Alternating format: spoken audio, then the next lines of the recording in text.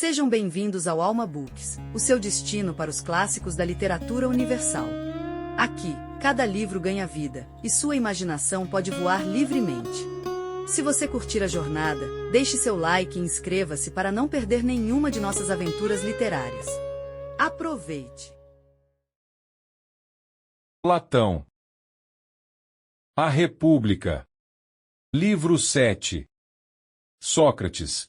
Agora imagina a maneira como segue o estado da nossa natureza relativamente à instrução e à ignorância. Imagina homens numa morada subterrânea, em forma de caverna, com uma entrada aberta à luz.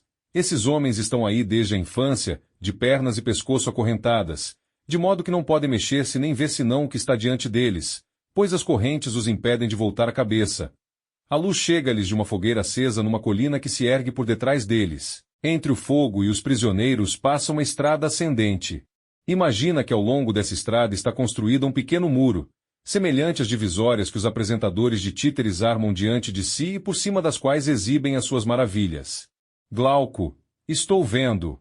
Sócrates, imagina agora, ao longo desse pequeno muro, homens que transportam objetos de toda espécie, que o transpõem, estatuetas de homens e animais, de pedra, madeira e toda espécie de matéria. Naturalmente, entre esses transportadores, uns falam e outros seguem em silêncio. Glauco, um quadro estranho e estranhos prisioneiros. Sócrates, se assemelham a nós. E, para começar, achas que, numa tal condição, eles tenham alguma vez visto, de si mesmos e dos seus companheiros, mais do que as sombras projetadas pelo fogo na parede da caverna que lhes fica defronte? Glauco, como, se são obrigados a ficar de cabeça imóvel durante toda a vida? Sócrates, e com as coisas que desfilam? Não se passa o mesmo? Glauco, sem dúvida.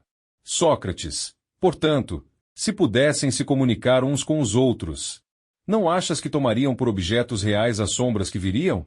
Glauco, é bem possível. Sócrates, e se a parede do fundo da prisão provocasse eco, sempre que um dos transportadores falasse, não julgariam ouvir a sombra que passasse diante deles? Glauco, sim, por Zeus. Sócrates, dessa forma, tais homens não atribuirão realidade senão às sombras dos objetos fabricados. Glauco, assim terá de ser. Sócrates, considera agora o que lhes acontecerá, naturalmente, se forem libertados das suas cadeias e curadas da sua ignorância. Que se liberte um desses prisioneiros, que seja ele obrigado a endireitar-se imediatamente, a voltar o pescoço, a caminhar, a erguer os olhos para a luz. Ao fazer todos estes movimentos sofrerá, e o deslumbramento o impedirá de distinguir os objetos de que antes via nas sombras. Que achas que responderá se alguém lhe vier dizer que não viu até então senão fantasmas, mas que agora, mais perto da realidade voltado para objetos mais reais, vê com mais justeza? Se, enfim, mostrando-lhe cada uma das coisas que passam, o obrigar, à força de perguntas, a dizer o que é? Não achas que ficará embaraçado e que as sombras que via outrora lhe parecerão mais verdadeiras do que os objetos que lhe mostram agora? Glauco, muito mais verdadeiras. Sócrates, e se a forçarem a fixar a luz, os seus olhos não ficarão magoados? Não desviará ele a vista para voltar às coisas que pode fitar e não acreditará que estas são realmente mais distintas do que as que se lhe mostram? Glauco, com toda certeza. Sócrates, e se o arrancarem à força da sua caverna, o obrigarem a subir a encosta rude e escarpada e não largarem antes de o terem arrastado até a luz do sol, não sofrerá vivamente e não se queixará de tais violências? E, quando tiver chegado à luz, poderá, com os olhos ofuscados pelo seu brilho, distinguir uma só das coisas que ora denominamos verdadeiras? Glauco, não o conseguirá, pelo menos de início. Sócrates, terá, creio eu, necessidade de se habituar a ver os objetos da região superior. Começará por distinguir mais facilmente as sombras. Em seguida, as imagens dos homens e dos outros objetos que se refletem nas águas. Por último, os próprios objetos. Depois disso, poderá, enfrentando a claridade dos astros e da lua, contemplar mais facilmente, durante a noite, os corpos celestes e o próprio céu da que, durante o dia, o sol e a sua luz. Glauco, sem dúvida. Sócrates, por fim, suponho eu, será o sol, e não as suas imagens refletidas nas águas ou em qualquer outra coisa, mas o próprio sol, no seu verdadeiro lugar, que poderá ver e contemplar tal como é Glauco, necessariamente. Sócrates, Depois disso, poderá concluir, a respeito do Sol, que é ele que faz as estações e os anos, que governa tudo no mundo visível e que, de certa maneira, é a causa de tudo que ele via com seus companheiros, na caverna. Glauco, é evidente que chegará a essa conclusão. Sócrates, ora, lembrando-se da sua primeira morada, da sabedoria que aí se professa e daqueles que aí foram seus companheiros de cativeiro, não achas que se alegrará com a mudança e lamentará os que lá ficaram? Glauco, sim, com certeza. Sócrates.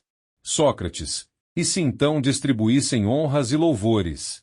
Se tivessem recompensas para aquele que se apercebesse, com o olhar mais vivo, da passagem das sombras, que melhor se recordasse das que costumavam chegar em primeiro ou em último lugar, ou virem juntas, e que por isso era o mais hábil em adivinhar a sua aparição, e que provocasse inveja daqueles que, entre os prisioneiros, são venerados e poderosos? Ou então, como o herói de Homero, não preferirá 1000 vezes ser um simples criado de charrua, a serviço de um pobre lavrador, e sofrer tudo no mundo, a voltar às antigas ilusões e viver como vivia? Glauco, sou da tua opinião.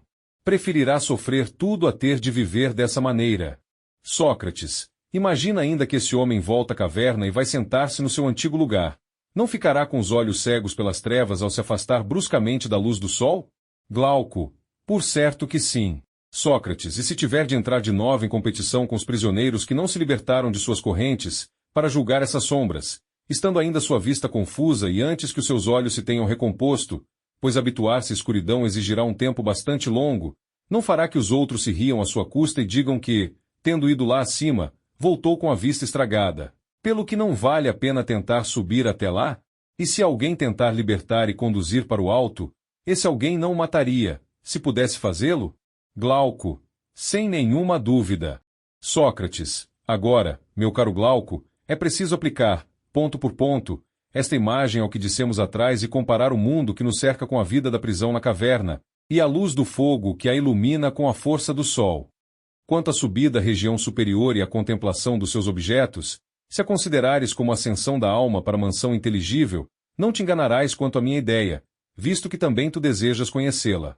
Só Deus sabe se ela é verdadeira. Quanto a mim, a minha opinião é esta. No mundo inteligível, a ideia do bem é a última a ser apreendida, e com dificuldade, mas não se pode apreendê-la sem concluir que ela é a causa de tudo que de reto e belo existe em todas as coisas. No mundo visível, ela originou a luz e o soberano da luz. No mundo inteligível, é ela que é soberana e dispensa a verdade e a inteligência. E é preciso vê-la para se comportar com sabedoria na vida particular e na vida pública. Glauco, concordo com a tua opinião, até onde posso compreendê-la. Sócrates, pois bem, compartilha-a também neste ponto e não te admire se aqueles que se levaram a tais alturas desistem de se ocupar das coisas humanas e as suas almas aspiram sem cessar a instalar-se nas alturas. Isto é muito natural, se a nossa alegoria for exata. Glauco, com efeito, é muito natural. Sócrates, mas como? Achas espantoso que um homem que passa das contemplações divinas às miseráveis coisas humanas revele repugnância e pareça inteiramente ridículo, quando, ainda com a vista perturbada e não estando suficientemente acostumado às trevas circundantes, é obrigado a entrar em disputa, perante os tribunais ou em qualquer outra parte, sobre sombras de justiça ou sobre as imagens que projetam essas sombras, e a combater as interpretações que disso dão os que nunca viram a justiça em si mesma? Glauco, não há nisso nada de espantoso. Sócrates, no entanto, um homem sensato se lembrará de que os olhos podem ser perturbados de duas maneiras e por duas causas opostas. Pela passagem da luz à escuridão e pela da escuridão à luz, e, tendo refletido que o mesmo se passa com a alma, quando encontrar uma confusa e embaraçada para discernir certos objetos, não se rirá tolamente, mas antes examinará se, vinda de uma vida mais luminosa, ela se encontra, por falta de hábito, ofuscada pelas trevas ou se, passando da ignorância à luz, está deslumbrada pelo seu brilho demasiado vivo. No primeiro caso, considerá-la feliz, em virtude do que ela sente da vida que leva. No segundo, lamentá-la-ai, se quisesse rir à sua custa, as suas zombarias seriam menos ridículas do que se dirigissem à alma que regressa da mansão da luz. Glauco, e é isso que se chama falar com muita sabedoria. Sócrates, se tudo isto é verdadeiro, temos de concluir o seguinte: a educação não é o que alguns proclamam que é, porquanto pretendem introduzi-la na alma onde ela não está, como quem tentasse dar vista a olhos cegos. Glauco, mais uma verdade. Sócrates, ora, o presente discurso demonstra que cada um possui a faculdade de aprender e o órgão destinado a esse uso e que, semelhante a olhos que só poderiam voltar das trevas para a luz com todo o corpo, esse órgão deve também afastar-se com toda a alma do que se altera, até que se tome capaz de suportar a vista do ser e do que há de mais luminoso no ser. A isso denominamos o bem, não é verdade? Glauco, é Sócrates. A educação é, pois, a arte que se propõe este objetivo, a conversão da alma, e que procura os meios mais fáceis e mais eficazes de o conseguir. Não consiste em dar visão ao órgão da alma, visto que já tem. Mas, como ele está mal orientado e não olha para onde deveria, ela esforça-se por educá-lo na boa direção. Glauco, assim parece. Sócrates, agora, as outras virtudes, chamadas virtudes da alma, parecem aproximar-se das do corpo. Porquanto, na realidade, quando não se as tem desde o princípio, pode-se adquiri-las depois pelo hábito e pelo exercício. Mas a capacidade de pensar pertence muito provavelmente a algo de mais divino, que nunca perde a sua força e que, segundo a direção que se lhe imprime, se torna útil e vantajoso ou inútil e prejudicial. Não notaste ainda, a propósito das pessoas consideradas más, mas hábeis, como são perscrutadores os olhos da sua miserável almazinha e com que acuidade distinguem os objetos para que se voltam? A alma delas não tem uma vista fraca, mas, como é obrigada a servir a sua malícia, quanto mais aguçada é a sua vista, mais mal faz. Glauco, essa observação é inteiramente exata. Sócrates, e, contudo, se tais temperamentos fossem disciplinados logo na infância e se cortassem as más influências dos maus pendores, que são como pesos de chumbo, que aí se desenvolvem por efeito da avidez, dos prazeres e dos apetites da mesma espécie, e que fazem a vista da alma se voltar para baixo. Se, libertos desse peso, fossem orientadas para a verdade, esses mesmos temperamentos vê-la-iam com a máxima nitidez, como veem os objetos para os quais se orientam agora. Glauco, e verossímil. Sócrates, ora bem, não é igualmente verossímil, de acordo com o que dissemos, que nem as pessoas sem educação e sem conhecimento da verdade nem as que deixamos passar toda a vida no estudo são aptas para o governo da cidade, umas porque não têm nenhum objetivo determinado a que possam referir tudo o que fazem na vida privada ou na vida pública, as outras porque não consentirão em encarregar-se disso, julgando-se já transportadas em vida para as ilhas dos mais afortunados?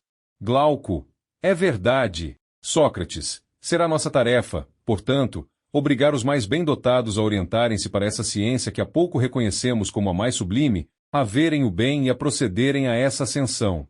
Mas, depois de se terem assim elevado e contemplado suficientemente o bem, evitemos permitir-lhes o que hoje se lhes permite. Glauco, o quê? Sócrates, ficar lá em cima, negar-se a descer de novo até os prisioneiros e compartilhar com eles trabalhos e honras, seja qual for a casa em que isso deva ser feita. Glauco, como assim? Cometeremos em relação a eles a injustiça de os forçar a levar uma vida miserável, quando poderiam desfrutar uma condição mais feliz? Sócrates, esqueces uma vez mais, meu amigo, que a lei não se ocupa de garantir uma felicidade excepcional a uma classe de cidadãos, mas esforça-se por realizar a felicidade de toda a cidade, unindo cidadãos pela persuasão ou a sujeição e levando-os a compartilhas as vantagens que cada classe pode proporcionar à comunidade, e que, se ela forma tais homens na cidade, não é para lhes dar a liberdade de se voltarem para o lado que lhes agrada, mas para os levar a participar na fortificação do laçado Estado. Glauco, é verdade, tinha-me esquecido disso. Sócrates, aliás, Glauco, nota que não seremos culpados de injustiça para com os filósofos que se formarem entre nós, mas teremos justas razões a apresentar-lhes, forçando-os a encarregar-se da orientação e da guarda dos outros. Diremos a eles: nas outras cidades, é natural que aqueles que se tornaram filósofos não participem nos trabalhos da vida pública, visto que se formaram a si mesmos, apesar do governo dessas cidades. Ora, é justo que aquele que se forma a si mesmo e não deve o sustento a ninguém não queira pagar o preço disso a quem quer que seja. Mas vós fostes formados por nós, tanto no interesse do Estado como no vosso, para serdes o que são. Demos-vos uma educação melhor e mais perfeita que a desses filósofos e tornamos-vos mais capazes de aliar a condução dos negócios ao estudo da filosofia. Por isso, é preciso que desçais, cada um por sua vez, a morada comum e vos acostumeis às trevas que aí reinam. Quando vos tiverdes familiarizado com elas, vereis 1000 vezes melhor que os habitantes desse lugar e conhecereis a natureza de cada imagem e de que objeto é a imagem. porque tereis contemplado verdadeiramente o belo, o justo e o bem. Assim, o governo desta cidade, que é a vossa e a nossa, será uma realidade, e não um apenas sonho, como das cidades atuais, onde os chefes se batem por sombras e disputam a autoridade, que consideram um grande bem. A verdade é esta: a cidade onde os que devem mandar são os menos apressados na busca do poder é a mais bem governada e a menos sujeita à sedição, e aquela onde os chefes revelam disposições contrárias está ela mesma numa situação contrária. Glauco. Perfeitamente. Sócrates. Achas então que os nossos alunos resistirão a estas razões e se recusarão a participar, alternadamente, nos trabalhos do Estado, passando, por outro lado, juntos a maior parte do seu tempo na região da pura luz? Glauco. Impossível, porque as nossas prescrições são justas e dirigem-se a homens justos. Mas é cedo que cada um deles só chegará ao poder por necessidade, contrariamente ao que fazem hoje os chefes em todos os estados. Sócrates. Sim, é isso mesmo, Glauco. Se descobrires uma condição preferível ao poder para os que devem mandar, ser-te-á possível ter um estado bem governado. Certamente, neste estado só mandarão os que são verdadeiramente ricos. Não de ouro, mas dessa riqueza de que o homem tem necessidade para ser feliz, uma vida virtuosa e sábia. Pelo contrário, se os mendigos e os necessitados de bens pessoais procurarem os negócios públicos convencidos de que é deles que podem extrair suas vantagens, isso não será possível.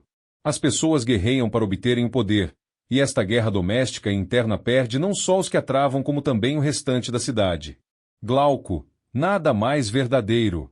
Sócrates. Conheces outra condição, além da do verdadeiro filósofo, para inspirar o desprezo pelos cargos públicos? Glauco. Não, por Zeus.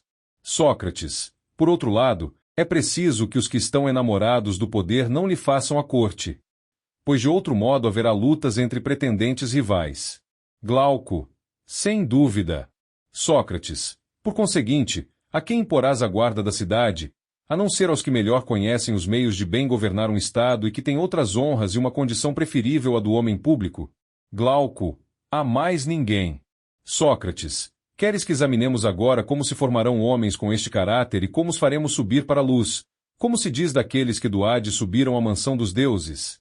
Glauco. Por que não quereria eu? Sócrates. Não será, certamente, um simples jogo, rápido e fortuito. Tratar-se-á de operar a conversão da alma de um dia tão tenebroso como a noite para o dia verdadeiro, isto é, elevá-la até o ser. E é a isso que chamaremos a verdadeira filosofia. Glauco. Perfeitamente. Sócrates. Temos de examinar entre as ciências qual é a que está em condições de produzir este efeito. Glauco. Sem dúvida. Sócrates. Qual é a ciência que arrasta a alma daquilo que é passageiro para aquilo que é essencial? Mas, por falar nisso, ocorre-me o seguinte: não dissemos que os nossos filósofos deviam ser, quando jovens, atletas guerreiros? Glauco. Sim, dissemos. Sócrates. Portanto, é preciso que a ciência que procuramos, além desta primeira vantagem, tenha ainda outra. Glauco. Qual? Sócrates. Há de não ser inútil a homens de guerra. Glauco. Por certo que é preciso, se for possível. Sócrates. Ora, foi pela ginástica e pela música que os formamos de início. Glauco. Sim, foi. Sócrates. Mas a ginástica tem por objetivo cuidar do que se transforma e morre, visto que se ocupa do desenvolvimento e do definhamento do corpo. Glauco. Evidentemente. Sócrates. Portanto, não é a ciência que procuramos. Glauco. Não, por certo. Sócrates. Será a música, tal como a descrevemos mais acima? Glauco. Mas ela não era, se bem te lembras, senão a contrapartida da ginástica, formando soldados pelo hábito e comunicando-lhes, por meio da harmonia, uma certa consonância, e não a ciência, e uma certa regularidade por meio do ritmo. E nos discursos os seus intentos eram semelhantes, quer se tratasse de narrativas fabulosas ou verdadeiras, mas não comportava nenhum ensinamento que conduzisse ao objetivo que agora te propões. Sócrates. Lembras-me com toda a exatidão que disse, mas na verdade não comportava nenhum. Mas então, prezado Glauco, qual será esse estudo, já que as artes pareceram-nos todas mecânicas? Glauco. Pois que? Mas que outro estudo nos resta se nos afastarmos da música, da ginástica e das artes. Sócrates, bem, se não encontrarmos nada fora disso, tomemos um desses estudos que abrangem tudo. Glauco, qual? Sócrates, por exemplo, esse estudo comum, que serve para todas as artes, para todas as operações do espírito e todas as ciências e que é um dos primeiros a que todos os homens devem consagrar-se. Glauco, qual é? Sócrates, esse estudo vulgar que ensina a distinguir 1, 2 e 3. Quero dizer, numa palavra, a ciência dos números e do cálculo. Não é verdade que nenhuma arte, nenhuma ciência, pode passar sem ela? Glauco, com certeza. Sócrates, inclusive, nem a arte da guerra? Glauco, é forçoso que assim seja. Sócrates, na verdade, Palamedes, o herói da guerra de Troia, sempre que aparece nas tragédias apresenta-nos Agamenon sob o aspecto de um general muito divertido. Com efeito, não pretende que foi ele, Palamedes, quem, depois de ter inventado os números, dispôs o exército em ordem de batalha diante de Ílion e fez a contagem dos navios e do resto como se antes dele nada tivesse sido contado e Agamenon não soubesse quantos pés tinha, visto que não sabia contar. Que general seria este, na tua opinião? Glauco, um general singular, se isso fosse verdade. Sócrates, nesse caso, consideraremos necessária ao guerreiro a ciência do cálculo e dos números. Glauco, e a ele absolutamente indispensável, se quiser perceber alguma coisa da ordenação de um exército, ou, antes, se quiser ser homem. Sócrates, agora, estás a fazer a mesma observação que eu a propósito desta ciência? Glauco, qual? Sócrates, que poderia ser uma dessas ciências que procuramos e conduzem naturalmente à pura inteligência, mas alguém a utiliza como deveria, embora esteja totalmente apta a elevar até o ser. Glauco, que queres dizer com isso? Sócrates, tentarei te explicar a minha ideia. Considera consigo que distinguir como apto ou não a conduzir ao objetivo de que falamos, depois dá ou recusa a tua aprovação, a fim de que possa ver com mais clareza se as coisas são como as imagino. Glauco, mostra-me de que se trata. Sócrates, mostrar-te-ei, se quiseres ver, que entre os objetos da sensação, uns não convidam o espírito à reflexão, porque os sentidos bastam para julgar, ao passo que os outros convidam insistentemente a refletir, porque a sensação, por sua vez, não proporciona nada de são. Glauco, falas, sem dúvida, dos objetos vistos a grande distância e dos desenhos em perspectiva. Sócrates, não compreendeste nada do que quis dizer. Glauco, do que falas, então? Sócrates, por objetos que não levam à reflexão entendo que não conduzem, ao mesmo tempo, a duas sensações opostas, e considero os que dão ensejo a isso como provocadores da análise visto que, quer os vejamos de perto, quer de longe, o sentir não indicam que sejam um objeto ou o seu contrário. Mas compreenderás mais facilmente o que quero dizer do seguinte moço, eis aqui 3 dedos, o polegar, o indicador e o médio. Glauco, muito bem. Sócrates, imagina que eu os esteja vendo de perto, agora faz comigo esta observação. Glauco, qual? Sócrates, cada um deles parece-nos um dedo, pouco importa que esteja no meio ou na extremidade da mão, que seja branco ou preto, grosso ou fino, e assim por diante. Todos estes casos, a alma da maioria dos homens não é obrigada a perguntar ao entendimento que é um dedo, porque a visão nunca lhe testemunhou ao mesmo tempo que um dedo fosse algo diferente de um dedo. Glauco, é certo que não. Sócrates, é portanto natural que semelhante sensação não incite o entendimento nem o despede. Glauco, é muito natural. Sócrates, ora bem, a vista distingue com perfeição a grandeza e a pequenez dos dedos, e a este respeito, lhe é indiferente que um deles esteja no meio ou na extremidade. E não sucede o mesmo quanto ao tato em relação à grossura e à finura, à moleza e à dureza? E os demais sentidos não são igualmente defeituosos? Não é assim que cada um deles procede? Em primeiro lugar, o sentido destinado à percepção do que é duro tem por missão sentir também o que é mole e transmite à alma que o mesmo objeto lhe causa uma sensação de dureza e moleza. Glauco, é assim mesmo. Sócrates, ora, não é inevitável que em tais casos a alma fique confusa e pergunte a si mesma o que significa uma sensação que lhe apresenta a mesma coisa como dura e como mole? De igual modo, na sensação de leveza e na de peso, o que deve entender por leve e pesado? Se uma lhe mostra que o pesado é leve e a outra que o leve é pesado?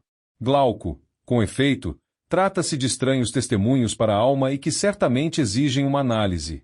Sócrates. Portanto, é natural que a alma, solicitando em seu auxílio o raciocínio e a inteligência, procure entender se cada um desses testemunhos incide sobre uma coisa ou sobre duas. Glauco. Sem sombra de dúvida. Sócrates. E, se julgar que são duas coisas distintas, cada uma delas parecer-lhe-á uma e diferente da outra. Glauco. Assim é, Sócrates. Portanto, se cada uma lhe parecer uma, e ambas lhe parecerem duas, concebê-las como separadas. Assim, se não estivessem separadas, não as conceberia como sendo duas, mas uma. Glauco. Exato. Sócrates. A vista apreendeu, segundo dizemos, a grandeza e a pequenez não separadas, mas misturadas, não foi? Glauco. Foi. Sócrates. E, para esclarecer esta confusão, o entendimento é obrigado a ver a grandeza e a pequenez não mais misturadas, mas separadas, contrariamente ao que fazia a visão. Glauco. É verdade. Sócrates. Ora, não é daí que nos surge a ideia de perguntarmos a nós mesmos o que é a grandeza e a pequenez? Glauco. Com toda certeza. Sócrates. E foi assim que pudemos definir o inteligível e o visível. Glauco. Precisamente. Sócrates. Aí está o que eu queria fazer compreender há pouco, quando dizia que certos objetos convidam a alma à reflexão, e outros não, distinguindo como aptos a convidá-la os que originam ao mesmo tempo duas sensações opostas e os que não as originam como incapazes de despertar o entendimento.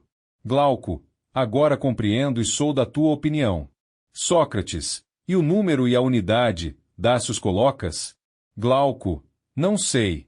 Sócrates. Julga, pois, pelo que acabamos de dizer, por analogia.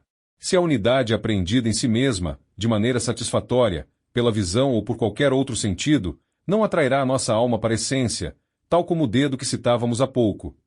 Mas se a visão da unidade oferece sempre uma contradição, de modo que não pareça mais unidade do que multiplicidade, então será preciso alguém para decidir. O espírito fica, nessa situação, forçosamente embaraçada e, despertando em si mesmo o entendimento, é constrangido a indagar o que vem a ser a unidade. É assim que a percepção intelectual da unidade é das que conduzem e orientam o espírito para a contemplação do ser. Glauco. Certamente a visão da unidade possui esse poder em altíssimo grau, pois que vemos a mesma coisa ao mesmo tempo uma e múltipla até o infinito. Sócrates. E tu achas que, sendo assim para a unidade, passa-se o mesmo com todos os números? Glauco. Sem dúvida. Sócrates. Então o cálculo e a aritmética se dedicam inteiramente ao número? Glauco. Por certo que sim. Sócrates. São, por conseguinte, ciências com poder de conduzir à verdade. Glauco. Sim, são. Sócrates. Sendo assim, parecem ser daquelas que procuramos, visto que o seu estudo é necessário ao guerreiro para compor a tática, e ao filósofo para sair da esfera da transformação e alcançar a essência, sem o que nunca se tornaria aritmético. Glauco. É verdade. Sócrates. Com que então, o nosso guardião é ao mesmo tempo guerreiro e filósofo? Glauco. Sem dúvida alguma. Sócrates. Seria excelente, portanto, Glauco, impor este estudo por uma lei e persuadir os que têm de desempenhar altas funções públicas a dedicarem-se à ciência do cálculo, não de modo superficial, mas até chegarem à contemplação da natureza dos números pela pura inteligência, e a se dedicar a esta ciência não por interesse das vendas e das compras, como os negociantes e os mercadores, mas da guerra, e para facilitar a ascensão da alma do mundo da geração para a verdade da essência. Glauco. Muito boas falas. Sócrates. E, noto agora, depois de ter falado da ciência dos números, quanto ela é bela e útil, em muitos aspectos, ao nosso propósito, contanto que seja estudada por amor ao saber, e não para comerciar. Glauco. O que tanto admiras nela? Sócrates. O poder, de que acabo de falar, de dar à alma um vigoroso impulso para elevá-la à região superior e fazê-la raciocinar sobre os números em si, sem jamais admitir que se introduzam nos seus raciocínios números visíveis e palpáveis. Sabes bem o que as pessoas hábeis nesta ciência costumam fazer quando uma pessoa tenta, durante uma discussão, dividir a unidade, riem dela e deixam de ouvi-la. Se tu a divides, multiplicam-na, com receio de que já não apareça como uma, mas como um conjunto de várias partes. Glauco. E bem verdade. Sócrates. O que pensas tu, Glauco, que responderiam se alguém lhes perguntasse: amigos, de que números estais a falar? Onde se encontram as unidades, tais como as imaginais, todas iguais entre si, sem a menor diferença, e que não são formadas de partes? Glauco, penso que diriam que estavam a falar de números que só se podem apreender pelo pensamento, pois que se encontram na região do entendimento, e que não podem ser utilizados de nenhuma outra maneira. Sócrates, vês assim, meu amigo, que esta ciência parece ser para nós indispensável, visto que é claro que força o espírito a servir-se da pura inteligência para alcançar a verdade pura? Glauco, sim, está ela apta a produzir esse efeito.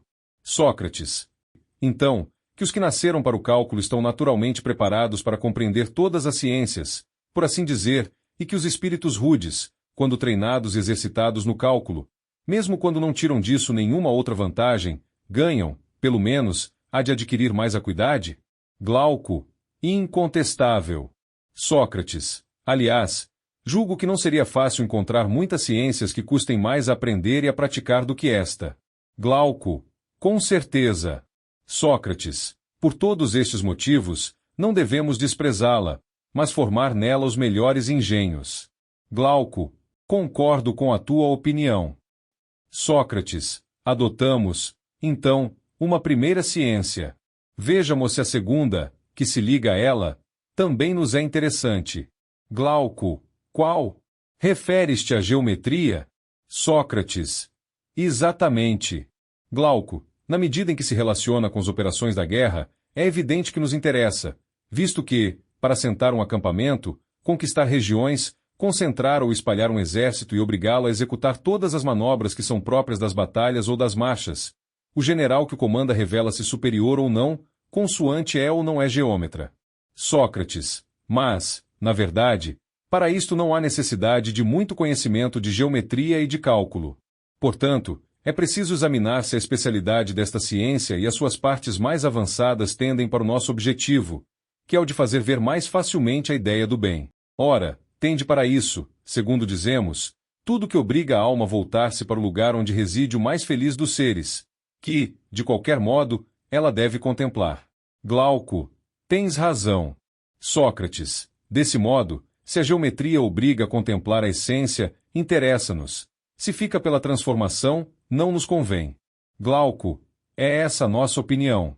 Sócrates, ora, nenhum daqueles que sabem um pouco de geometria nos contestará que a natureza desta ciência é rigorosamente oposta à que empregam os que a praticam. Glauco, como assim? Sócrates, não há dúvida de que essa linguagem de que se utilizam é muito ridícula e miserável. E como homens de prática que fazem as suas afirmações, que falam de esquadriar, de construir, de acrescentar, e que fazem ouvir outras palavras similares, quando toda esta ciência não tem outro objeto além do conhecimento. Glauco, é a mais pura verdade. Sócrates, não temos de admitir também isto? Glauco, o quê? Sócrates, que ela tem por objeto o conhecimento do que existe sempre, e não do que nasce e perece. Glauco, é fácil concordar, uma vez que a geometria é o conhecimento do que existe sempre. Sócrates, portanto, meu dileto amigo, ela trai a alma para a verdade e desenvolve esse pensamento filosófico que eleva para o alto os olhares que indevidamente baixamos para as coisas deste mundo. Glauco, sim, deve produzir esse efeito. Sócrates, portanto, é preciso, na medida do possível, prescrever aos cidadãos do teu estado que não menosprezem a geometria. Aliás, ela tem vantagens outras que não são nada desprezíveis. Glauco, quais? Sócrates, as que tu mencionaste e que dizem respeito à guerra. Além disso, no que concerne a compreender melhor as demais ciências, sabemos que há uma diferença fundamental entre aquele que é versado na geometria e aquele que não é Glauco. Sim, por Zeus. Sócrates, prescreveremos, então, essa segunda ciência aos jovens. Glauco, assim sem Sócrates. Dize-me, será a astronomia a terceira ciência? Que achas? Glauco, na minha opinião, sim, pois que saber reconhecer com habilidade o momento do mês e do ano em que se está é coisa de interesse não do lavrador e do navegador, mas também, e não menos, do general. Sócrates, tu me divertes. Pareces recear que o vulgo te censure por prescreveres estudos que julga ele inúteis. Vê, importa muito, ainda que seja difícil, crer que os estudos de que falamos purificam e reavivam em cada um de nós um órgão da alma corrompido e ofuscado pelas demais ocupações, órgão esse cuja conservação é 1000 vezes mais preciosa do que a daquele responsável pela visão, visto que é unicamente por ele que se descobre a verdade. As tuas ideias parecerão totalmente exatas aos que compartilham a tua opinião, mas é natural que os que não estão capacitados a compreender pensem que essas ideias nada significam. Fora da utilidade prática, estes não veem nestas ciências nenhuma outra vantagem digna de atenção. Pergunta-te mesmo, caro Glauco, a qual destes dois grupos de ouvintes te diriges? Ou se não é nem para um nem para outro, mas em especial para ti mesmo que argumentas, sem, no entanto, negares ao outro algum proveito que possa tirar dos teus raciocínios. Glauco, e a escolha que faço? Falar, interrogar e responder principalmente para mim. Sócrates, volta então atrás, pois que ainda há pouco escolhemos a ciência que se segue à geometria. Glauco, como assim? Sócrates, depois das superfícies, tratamos dos sólidos em movimento, antes de nos ocuparmos dos sólidos em si. A bem da verdade, a ordem exige que, depois da segunda potência, se passe à terceira, ou seja, aos cubos e aos objetos que possuem profundidade. Glauco, muito bem. Mas, ao que me parece, Sócrates, essa ciência não foi ainda descoberta. Sócrates, se é assim, isso deve-se a dois motivos. Em primeiro lugar, nenhum Estado honra estas pesquisas, e como são difíceis, trabalha-se bem pouco nelas. Em segundo lugar, os investigadores precisam de um diretor, sem o qual os seus esforços serão baldados. Temos conosco que é difícil encontrá-lo. E, se o encontrássemos, no estado atual das coisas, os que se ocupam destas investigações não lhe obedeceriam por terem demasiada arrogância. Mas se o Estado inteiro cooperasse com esse diretor e honrasse essa ciência, eles o obedeceriam, e as questões que esta aventa, estudadas com sequência e vigor, seriam esclarecidas. Pois, mesmo nos dias de hoje desprezada pelo vulgo, truncada por investigadores que não entendem a sua utilidade, apesar de tudo isso, e só pela força de seu encanto, ela exerce o seu fascínio. Portanto, não é de admirar que esteja na situação em que a vemos. Glauco, é verdade que exerce um tão extraordinário encanto. Mas explica-me melhor o que dizias há pouco. Colocavas em primeiro lugar a ciência das superfícies, a geometria? Sócrates, sim. Glauco, e a astronomia logo em seguida. Depois, voltaste atrás. Sócrates, é que, na minha ânsia de expor depressa tudo isto, recuo em vez de avançar. Realmente, depois da geometria temos a ciência que estuda a dimensão de profundidade, mas como esta ainda não deu lugar senão a pesquisas ridículas, deixei-a por hora, para passar a astronomia. Glauco, é assim mesmo. Sócrates, ponhamos, assim, a astronomia em quarto lugar, pressupondo que a ciência que deixamos agora de lado existirá quando a cidade se ocupar dela. Glauco, é certo. Mas, como me censuraste há pouco por fazer um elogio desajeitado da astronomia, vou louvá-la agora em conformidade com o teu ponto de vista. Parece-me evidente para toda a gente que ela força a alma a olhar para o alto e dessa maneira passar das coisas deste mundo às coisas do céu. Sócrates, talvez seja evidente para toda a gente, mas não é para mim, pois não penso assim. Glauco, como pensas, então? Sócrates, do modo como a tratam os que pretendem fazê-la passar por filosofia, ela nos faz, a meu ver, olhar para baixo. Glauco, como pode ser isso? Sócrates, francamente, nobre Glauco, tu te mostras deveras audacioso na tua concepção do estudo das coisas do alto. Pareces crer que um homem que estivesse a olhar para os ornamentos de um teto, com a cabeça inclinada para trás, e aí enxergasse alguma coisa, não estaria utilizando os olhos ao fazê-lo, e sim a razão. Talvez, no entanto, tu estejas certo, e eu pense tolamente, mas não posso reconhecer outra ciência que faça olhar para o alto, a não ser a que tem por objeto o ser e o invisível. E se alguém se puser a estudar uma coisa sensível olhando para cima, de boca aberta, ou para baixo, de boca fechada, afirmo que nunca aprenderá, porque a ciência não tem nada a ver com o que é sensível, e a sua alma não olha para cima, mas para baixo, ainda que estude deitado de costas no chão ou flutuando de costas no mar. Glauco, tu tens razão em me criticares. Tive o que mereci. Mas tu disseste que era preciso reformar estudo da astronomia para tomar útil ao nosso propósito. Sócrates, assim, Os ornamentos do céu devem ser considerados os mais belos e perfeitos dos objetos da sua natureza, mas são muito inferiores aos verdadeiros ornamentos. Aos movimentos segundo os quais a velocidade pura e a lentidão pura, no número verdadeiro e em todas as formas verdadeiras, se movem em relação uma com a outra e movem o que está nelas, já que pertencem ao mundo visível. Ora, estas coisas são apreendidas pela inteligência e pelo raciocínio, e não pela visão. Ou será que pensas o contrário? Glauco, de modo nenhum.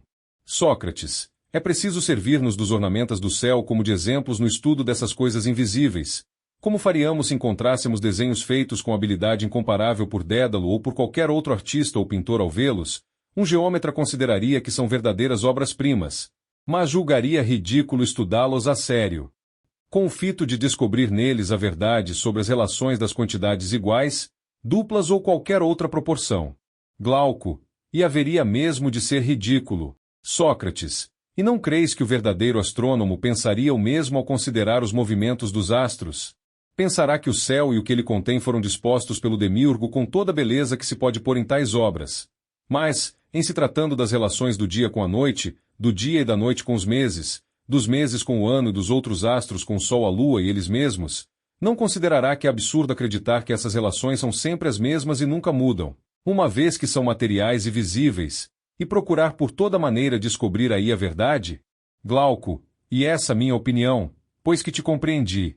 Sócrates, assim, nos dedicaremos tanto à astronomia como à geometria, com auxílio de problemas, e deixaremos de lado os fenômenos do céu, se quisermos aprender realmente esta ciência e tornar útil a parte inteligente da nossa alma que até então era inútil. Glauco, não há dúvida de que determinas aos astrônomos uma tarefa muitas vezes mais complicada do que a que ora realizam. Sócrates, e penso que determinaremos o mesmo método para as outras ciências, se legislarmos bem. Mas tu te lembras de mais alguma outra ciência que convenha ao nosso intento? Glauco, não, pelo menos de imediato. Sócrates, contudo, o movimento não apresenta uma única forma, mas tem várias, ao que me parece. Um sábio talvez pudesse enumerá-las todas. Mas duas há que conhecemos. Glauco, quais são? Sócrates, além da que acabamos de mencionar, há uma outra que lhe é equivalente. Glauco, dize-me qual.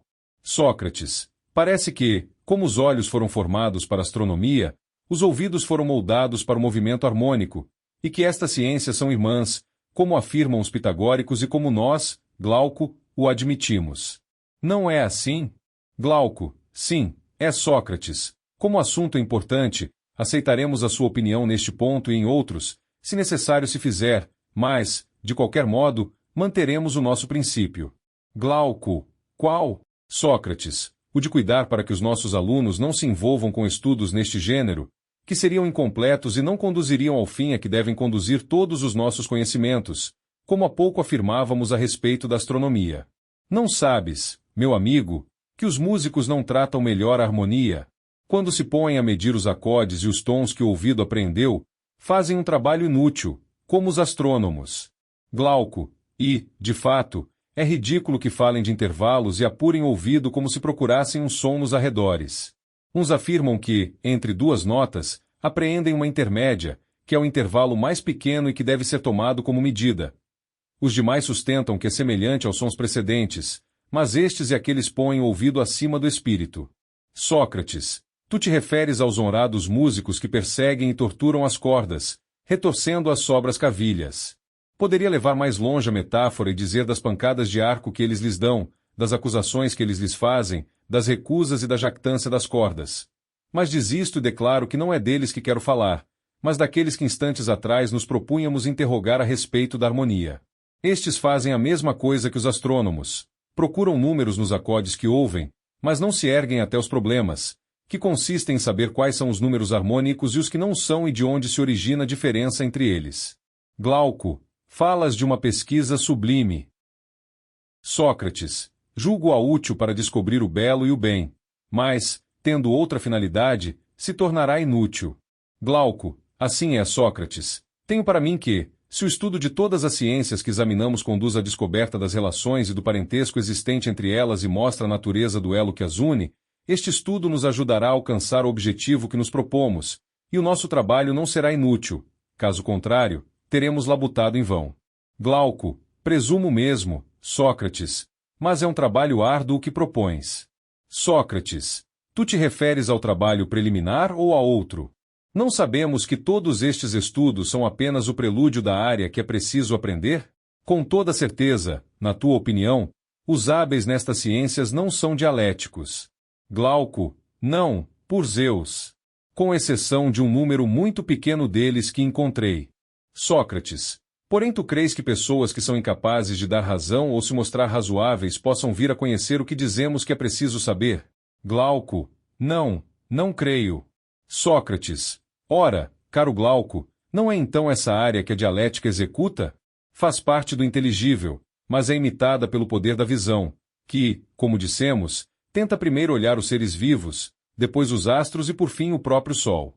Eis que quando alguém tenta, através da dialética, sem o auxílio de nenhum sentido, mas por meio da razão, alcançar a essência de cada coisa e não se detém antes de ter apreendido apenas pela inteligência a essência do bem, atinge o limite do inteligível, como o outro, ainda há pouco, atingia o limite do visível. Glauco, com toda certeza. Sócrates, pois então, não é a isto que chamas o segmento dialético? Glauco, indubitavelmente. Sócrates, recordas-te do homem da caverna, a sua libertação das correntes, a sua conversão das sombras para as figuras artificiais e a luz que as projeta, a sua ascensão para o sol e daí a incapacidade em que se vê ainda de olhar para os animais, as plantas e a luz do sol, que o força a mirar nas águas as suas imagens divinas e as sombras de coisas reais, e não mais as sombras projetadas por uma luz que, comparada com o sol, não é senão uma imagem também. São precisamente estes os efeitos do estudo das ciências que acabamos de examinar, elevam a pane mais sublime da alma até a contemplação do mais excelente de todos os seres. Como há instantes vimos o mais perspicaz dos órgãos do corpo erguer-se à contemplação do que há de mais luminoso na região do material e do visível. Glauco, aceito, embora me pareça difícil de admitir. Mas, ao mesmo tempo, também me parece difícil de rejeitar. Contudo, como não se trata de coisas de que nos ocuparemos apenas hoje, mas a que teremos de voltar várias vezes, admitamos que é como dizes, passemos a própria área e ponhamo-nos a estudá-la da mesma maneira que o prelúdio. Diz então qual é o caráter do poder dialético, em quantas espécies se divide e quais são os seus métodos. Esses métodos, ao que me parece, conduzem a um ponto em que o viajante encontra o repouso para as fadigas do caminho e o termo da sua busca. Sócrates, já não serias, Glauco, capaz de me seguir, posto que, quanto a mim, não faltasse a boa vontade. Ocorre que já não seria a imagem daquilo que dizemos que tu verias, mas a própria verdade ou, pelo menos, tal como me parece. Que ela seja realmente assim ou não, não nos é dado afirmar, mas que existe alguma coisa semelhante podemos garantir, não achas? Glauco, com certeza. Sócrates, e também que só o poder dialético pode revelá-lo a um espírito versado nas ciências que examinamos, o que, por qualquer outro caminho, é impossível. Glauco, também isso me parece verossímil. Sócrates, pelo menos, há um ponto que, creio, ninguém contestará. Além dos métodos que acabamos de examinar, existe outro, que procura aprender cientificamente a essência de cada coisa. As demais artes ocupam-se apenas dos desejos dos homens e dos seus gostos e estão voltadas por inteiro à produção e à fabricação ou à conservação dos objetos naturais e artificiais. Quanto aos que fazem parte da exceção e que, como dissemos, apreendem algo da essência, a geometria e as artes que lhes são afins, vemos que só conhecem o ser por sonhos e que lhes será impossível ter dele uma visão real enquanto considerarem intangíveis as hipóteses que não os tocam, pois que veem-se impossibilitados de explicar o motivo. Na verdade, quando se toma por princípio algo que não se conhece e as conclusões e as proposições intermédias se compõem de elementos desconhecidos, poderá semelhante a cônio se tornar uma ciência? Glauco, de maneira alguma. Sócrates, portanto, o método dialético é o único que se eleva, destruindo as hipóteses, até o próprio princípio para estabelecer com solidez as suas conclusões, e que realmente afasta, pouco a pouco, o olhar da alma da lama grosseira em que está mergulhado e o eleva para a região superior, usando como auxiliares para esta conversão as artes que enumeramos. Demos-lhes por diversas vezes o nome de ciências por dever de costume, mas deviam ter outra denominação, que imporia mais clareza que o de opinião e mais obscuridade que o de ciência. Ficará melhor designada como conhecimento discursivo. Mas não importa, creio eu, discutir a respeito dos nomes quando temos de examinar questões tão relevantes como as que nos propusemos? Glauco: é certo. Sócrates: bastará, então, chamar ciência a primeira divisão, conhecimento discursivo segunda, fé a terceira e imaginação a quarta. As duas últimas denominaremos opinião, e as duas primeiras, inteligência. A opinião terá por objeto a mutabilidade, e a inteligência, a essência. Devemos acrescentar que a essência está para a mutabilidade como a inteligência está para a opinião, a ciência para a fé e o conhecimento discursivo para a imaginação. Quanto à analogia dos objetos a que se aplicam estas relações e a divisão em dois de cada esfera, a da opinião e a do inteligível, deixemos isso, amigo, a fim de não nos lançarmos em discussões muito mais longas do que aquelas que tivemos. Glauco: até onde te entendo, concordo contigo. Sócrates: também chamas dialético aquele que compreende a razão da essência de cada coisa? E aquele que não o pode fazer? Não dirás que possui tanto menos entendimento de uma coisa quanto mais incapaz é de explicar a si mesmo e aos demais? Glauco: não poderia eu fazer outra afirmação. Sócrates: ocorre o mesmo com o bem. Dize-me, Glauco, um homem que não pode compreender a ideia do bem, separando-a de todas as demais ideias, e, como num combate, abrir caminho a despeito de todas as objeções, esforçando-se por vencer as suas provas, não na aparência, mas na essência. Que não possa transpor todos esses obstáculos pela força de uma lógica infalível, que não conhece nem o bem em si mesmo nem nenhum outro bem, mas que, se apreende alguma imagem do bem, é pela opinião, e não pela ciência, que o apreende, não dirás tu. Que ele passa a vida presente em estado de sonho e sonolência e que, antes de despertar neste mundo, irá para o Hades dormir o último sono? Glauco: por Zeus! Digo isso tudo, e com absoluta certeza. Sócrates: mas, se um dia tivesses mesmo de educar essas crianças que educas e instruis, não permitirias a elas, penso eu, se fossem desprovidas de razão, como as linhas irracionais, que governassem a cidade e resolvessem as questões de suma importância? Glauco: é evidente que não. Sócrates: então ordenarás a eles que se dediquem principalmente a essa educação que deve torná-los capazes de indagar e responder da maneira mais sábia possível.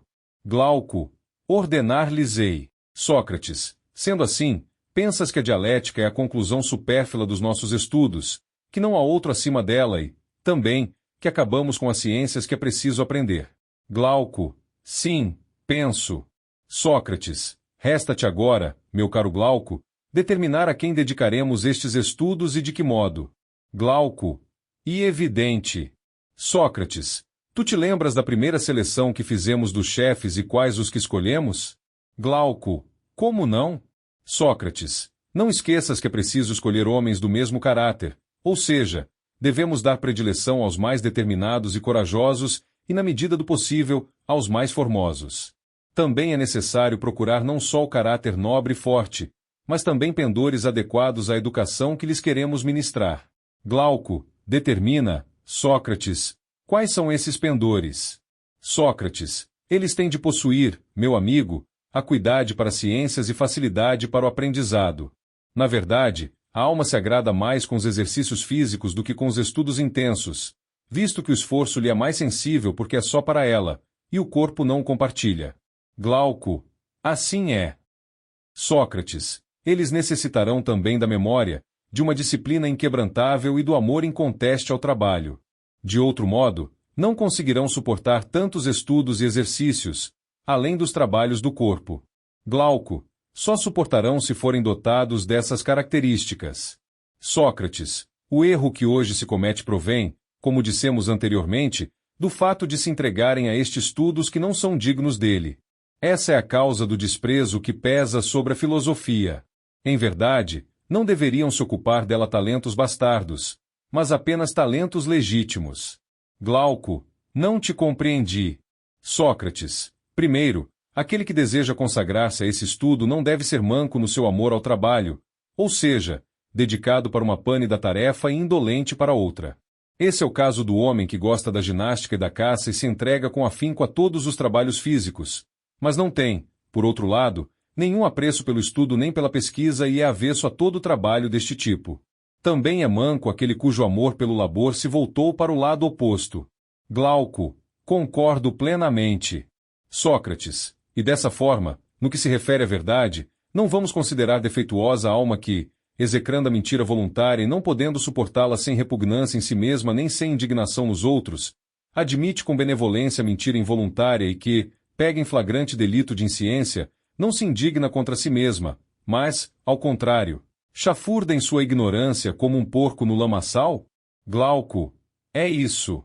Sócrates, e, no que se refere à temperança, à coragem, à grandeza de alma e a todas as partes da virtude, devemos atentar em distinguir o indivíduo bastardo do indivíduo legítimo.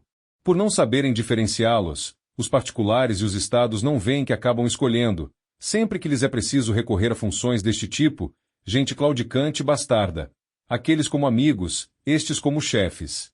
Glauco, isso é muito comum. Sócrates, assim sendo, devemos tomar sérias precauções contra todos esses equívocos.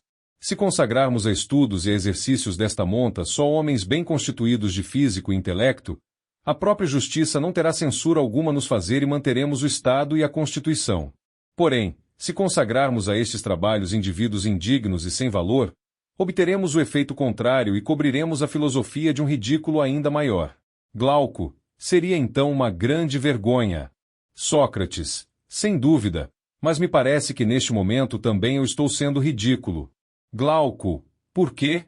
Sócrates, esqueci-me de que fazíamos uma simples brincadeira e falei com muito vigor. Enquanto falava, olhei para a filosofia e, vendo-a aviltada de maneira tão indigna, penso que me exaltei, quase me encolerizando, e falei contra os culpados com desmedida vivacidade. Glauco, não, por Zeus. Não é nisso que creio. Sócrates, mas é no que crê o orador. De qualquer maneira, não devemos esquecer que, na nossa primeira seleção, elegemos pessoas idosas e que aqui isso não será possível. Não devemos crer em Solon quando diz que um homem velho pode aprender muitas coisas, pois é ele menos capaz de aprender do que de correr. Afinal, os trabalhos grandes e múltiplos competem aos jovens. Glauco, certamente. Sócrates, assim, deverão ser ensinadas aos nossos alunos desde a infância a aritmética, a geometria e todas as ciências que hão de servir de preparação à dialética, mas este ensino deverá ser ministrado de maneira a não haver constrangimento. Glauco, por quê? Sócrates, porque o homem livre não deve ser obrigado a aprender como se fosse escravo. Os exercícios físicos, quando praticados à força, não causam dano ao corpo, mas as lições que se fazem entrar a força na alma nela não permanecerão. Glauco, é a pura verdade. Sócrates, assim, caríssimo, não uses de violência para educar as crianças, mas age de modo que aprendam brincando, pois assim poderás perceber mais facilmente as tendências naturais de cada uma. Glauco, como sempre, tuas palavras têm lógica. Sócrates, tu te lembras do que dissemos mais acima, que era preciso levar as crianças para assistir ao combate em cavalos, e, quando se pudesse fazê-lo sem expô-las ao perigo, aproximá-las da luta e fazer com que provem o sangue, como se faz aos cães novos. Glauco, sim, lembro-me.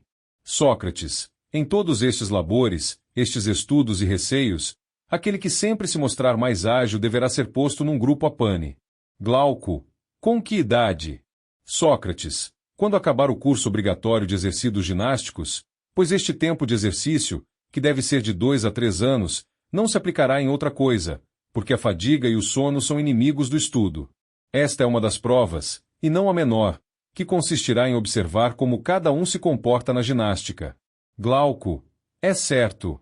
Sócrates, ao fim deste tempo, os que tiverem sido escolhidos entre os jovens com aproximadamente 20 anos terão distinções mais honrosas do que os demais e lhes serão apresentadas em conjunto as ciências que estudaram desordenadamente na infância, com o fim de que abaixem num rápido olhar as relações dessas ciências entre elas mesmas e a natureza do ser. Glauco, e certo que só um conhecimento assim se fixa com solidez na alma em que penetra. Sócrates, e também um excelente método de distinguir o espírito que está predisposto à dialética daquele que não está. O espírito que tem capacidade de síntese é dialético, os outros não são. Glauco, concordo com tua opinião. Sócrates, esta, porém, é uma coisa que terás de examinar. Aqueles que, com as melhores qualidades neste sentido, forem sólidos nas ciências, na guerra e nos outros trabalhos prescritos pela lei, quando completarem 30 anos serão apartados dentre os jovens já escolhidos para elevá-los a maiores honras e se descobrir, experimentando-os por intermédio da dialética, quais são capazes de, sem a ajuda dos olhos nem de nenhum outro sentido, erguer-se até o próprio ser tão somente pelo poder da verdade. Esta é, vê bem, uma tarefa que exige muita atenção, caro Glauco. Glauco, por quê? Sócrates, não percebes o mal que hoje atinge a dialética e os progressos que faz? Glauco, que mal é esse? Sócrates, aqueles que se entregam a ela estão cheios de desordem. Glauco, isso é mesmo verdade. Sócrates, mas te parece que existe nisso algo de surpreendente e não os perdoas? Glauco, de que modo posso perdoá-los? Sócrates, imagina que uma criança dotada, criada no seio das riquezas de uma família numerosa e nobre, no meio de uma multidão de aduladores, descobrisse, ao tomar-se, que não é o filho daqueles que se dizem seus pais, sem ter meios de descobrir aqueles que o geraram. Podes adivinhar os sentimentos que experimentaria para com seus aduladores e os pais adotivos, antes de ter conhecimento da sua adoção e depois disso? Ou queres ouvir o que penso eu a esse respeito? Glauco, dize-me. Sócrates, penso que começará por honrar mais o pai e a mãe verdadeiros e os adotivos do que seus aduladores, que os desprezará menos se encontrarem em dificuldades, que estará menos disposto a faltar-lhes com palavras e ações, que lhes desobedecerá menos, quanto ao essencial, que aos seus aduladores, enquanto não souber a verdade. Glauco, é possível. Sócrates, porém, quando vier a saber a verdade, adivinho que o seu respeito e as suas honras diminuirão para com os pais e aumentarão para com os aduladores, que obedecerá a estes muito mais do que fazia antes, dirigirá a sua conduta pelos seus conselhos e viverá abertamente na sua companhia, ao mesmo tempo que não se importará com o pai e os supostos antepassados, a não ser que seja de índole muito indulgente. Glauco, dizes a verdade. Mas como se aplica essa comparação aos que se dedicam à dialética? Sócrates, digo-te, ouvimos desde a infância máxima sobre a justiça e a honestidade, fomos formados por elas como se fossem nossos pais, obedecendo-lhes e respeitando-as. Glauco, assim é. Sócrates, veja, há máximas opostas a essas, que são práticas sedutoras que lisonjeiam a nossa alma e exercem sobre ela atração, mas não convencem os homens minimamente prudentes. Estes honram as máximas paternas e lhes obedecem. Glauco, é verdade. Sócrates, pois bem, se eu perguntar a um homem destes, o que é a honestidade? Quando ele responder o que aprendeu com o legislador, refutemo-lo muitas vezes e de várias maneiras. Levemo-lo a achar que o que considera como tal não é mais honesto que desonesto. Façamos o mesmo para o justo, o bom e todos os princípios que ele mais honra. Depois disto, como ele se comportará em relação a eles no aspecto do respeito e da obediência? Glauco, e evidente que não os respeitará, nem lhes obedecerá da mesma maneira. Sócrates, mas, quando não mais acreditar que estes princípios são dignos de respeito e preciosos à sua alma, sem, contudo, ter descoberto os princípios verdadeiros, será possível que chegue a um gênero de vida diferente do que o lisonjeia? Glauco, não é possível. Sócrates, então, veremos esse homem, de submisso que era, tornar-se rebelde às leis. Glauco, assim terá de ser. Sócrates, portanto, é muito natural o que ocorre às pessoas que se dedicam à dialética e, como eu dizia, elas merecem perdão. Glauco, e compaixão. Sócrates, para não expormos os teus homens de 30 anos a essa compaixão, não é preciso que tomemos todas as precauções possíveis antes de os consagrarmos à dialética? Glauco, com certeza.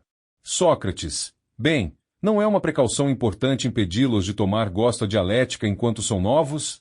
Deves ter percebido, penso, que os adolescentes, depois de terem experimentado uma vez a dialética, abusam e fazem dela um jogo. Utilizam-se dela para contestar a todo momento e, imitando os que os refutam, por sua vez refutam os outros e sentem prazer, como cãezinhos, em assediar e dilacerar com argumentos todos os que dele se acercam. Glauco, com efeito, sentem com isso um prazer espantoso. Sócrates, depois de terem refutado muita gente e de terem sido refutados muitas vezes também, bem rápido acabam por não mais acreditar em nada do que antes acreditavam. Desse modo, eles e toda a filosofia ficam desacreditados na opinião pública.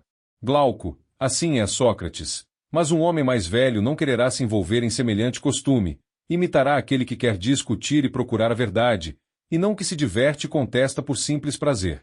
será mais comedido e tomará a profissão dialética mais honrada, em vez de a rebaixar. Glauco, é verdade. Sócrates, esse mesmo espírito de prevenção nos fez dizer que não se devia admitir nos exercícios da dialética senão índoles disciplinadas e firmes e que não se devia, como agora, deixar aproximar dela alguém que para tal não revele a mínima inclinação. Não foi assim? Glauco, sim, foi.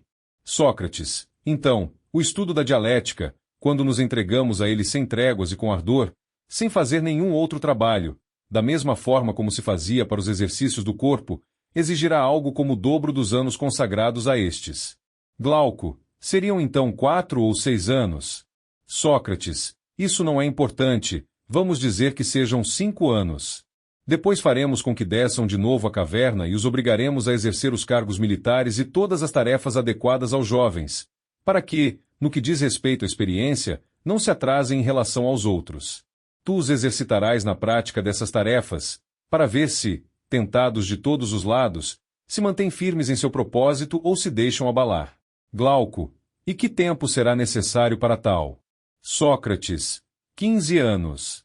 E, ao atingir os 50 anos, os que tiverem se saído bem destas provas e se tiverem distinguido em tudo de toda maneira, no seu agir e nas ciências, deverão ser levados até o limite e forçados a elevar a parte luminosa da sua alma ao ser que ilumina todas as coisas. Então, quando tiverem vislumbrado o bem em si mesmo, usá-lo como modelo para organizar a cidade, os particulares e a sua própria pessoa, cada um por sua vez, pelo resto da sua vida. Passarão a maior parte do seu tempo estudando a filosofia. Quando chegar a vez deles, suportarão trabalhar nas tarefas de administração e governo, por amor à cidade, pois que verão nisso não uma ocupação nobre, mas um dever indispensável. Assim, depois de terem formado sem cessar homens que lhes sejam semelhantes, para lhes deixarem a guarda da cidade, irão habitar as ilhas dos bem-aventurados. A cidade consagrará a eles monumentos e sacrifícios públicos, a título de divindades, se a Pite assim permitir, se não a título de almas bem-aventuradas e divinas. Glauco, são mesmo belíssimos, Sócrates, os governantes que modelaste como um escultor. Sócrates, e as governantas também, Glauco, porque não penses tu que o que eu disse se aplica mais aos homens do que às mulheres que tiverem aptidões naturais suficientes. Glauco, está claro, já que tudo deve ser igual e comum entre elas e os homens.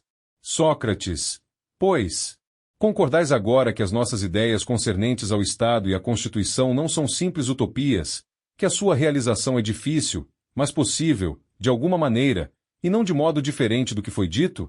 Que, quando os verdadeiros filósofos, quer vários, quer apenas um, tomados senhores de um Estado, desprezarem as honras que ora procuram, considerando-as indignas de um homem livre e desprovidas de todo valor, fizerem maior caso do dever e das honras, que são na verdade a sua recompensa e, considerando a justiça como o bem mais importante e mais necessário, servindo-a e trabalhando para sua prosperidade, organizarão a sua cidade de acordo com as leis? Glauco, como? Sócrates, todos os que na cidade tiverem passado da idade de 10 anos serão mandados para os campos. Estando distantes da influência dos costumes atuais, que são os dos pais, serão educados conforme com seus próprios costumes e os seus princípios, que são os que expusemos há pouco. Este será, sem dúvida, o meio mais rápido e mais fácil de estabelecer um Estado regido pela Constituição de que falamos, de o tornar feliz e garantir as maiores vantagens ao seu povo. Glauco, sim, é certo. E parece-me, Sócrates, que mostraste bem como se realizará, se um dia isso vier a ocorrer. Sócrates, não discutimos o suficiente sobre esta cidade e o homem que se lhe assemelha?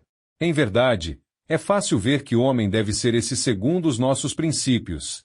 Glauco, é certo. E, mais uma vez, tens razão, o assunto parece-me esgotado. Fim do livro 7. Esperamos que tenha curtido cada minutinho. Inscreva-se para não perder nenhuma novidade.